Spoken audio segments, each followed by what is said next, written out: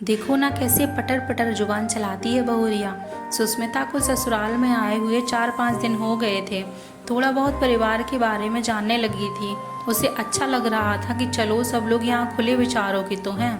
सब उसकी हर बात का बहुत ध्यान रखते और बड़े परिवार में कोई ना कोई उसके पास बैठा ही रहता है। जरा सा उदास हो जाती है या मायके की याद आती है तो चुटकुले सुनाकर लूटपूट कर देते हैं। सोच रही थी मम्मी और दादी बेकार ही परेशान हो रही थी।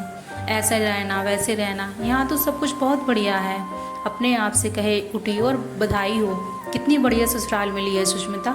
ईश्वर को धन्यवाद किया और फिर हंस पड़ी। तभी ननद प्रियंका ने आवाज़ लगाई, भाभी आ जाओ, खाना तैयार है। सब लोग डाइनिंग टेबल पर बैठे थे। सुष्मिता भी जाकर बैठ गई। सामने बुआ जी बैठी हुई थी। खाना शुरू करते हैं। सासू माँ गीता जी बोली, सुष्मिता देखो, आज करेले मैंने अपने हाथों से बनाए हैं। भरवा करेले अच्छे लगेंगे।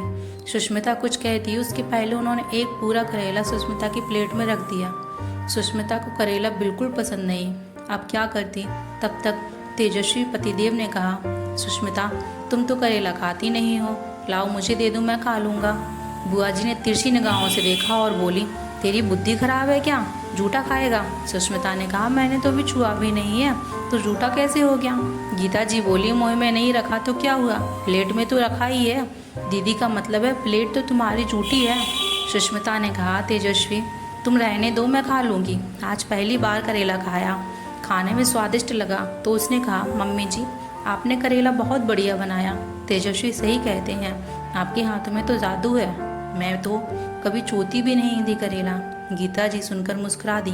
ठीक है, तुम्हें पसंद आया, मुझे अच्छा लगा सुनकर। लेकिन तुम एक बात बताओ बेटा, यह तुम नाम क्यों लेती रहती हो, हर समय तेजस्वी तेजस्वी क्यों करती हो। दीदी भी कई बार मुझसे कह चुकी हैं, लेकिन मैंने तुमसे कहा नहीं। बड़े बुजुर्ग कहते थे कि पति का नाम लेने से उसकी उम्र घटती है। सुष्मिता ने कहा, तो यही भी तो मेरा नाम लेते हैं, मेरी उम्र भी तो कम होगी, फिर क्या करें हम लोग। बुआ जी बोली, देखो ना कैसे पटर पटर जुबान चलाती है बहुरिया। तेजस्वी बोला, ठीक है सुष्मिता, मैं तुम्हारा नाम नहीं लूँगा, तुम्हें सुस कहूँगा और तुम मुझे तेज कहना।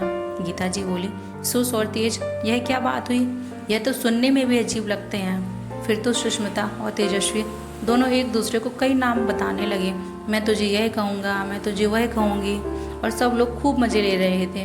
तेजस्वी ने कहा, चलो सारी बात खत्म, मैं तुम्हें गिन्नी बुलाऊंगा।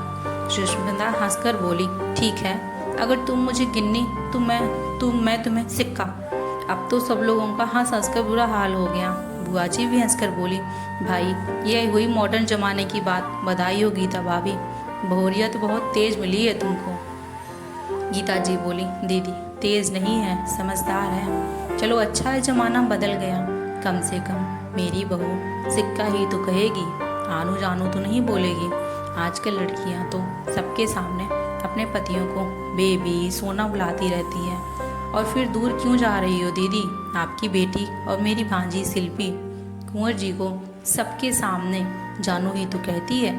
अभी शादी में सबके सामने कुंवर जी को जानू जानू कह रही थी तो क्या अच्छा लग रहा था। सुष्मिता बोली, अरे ठीक है बुआ जी, आप बेकार ही परेशान हो रही हैं। शिल्पी दीदी हमारे जैसी ही तो हैं, और अच्छी बात है हम एक से दो भले।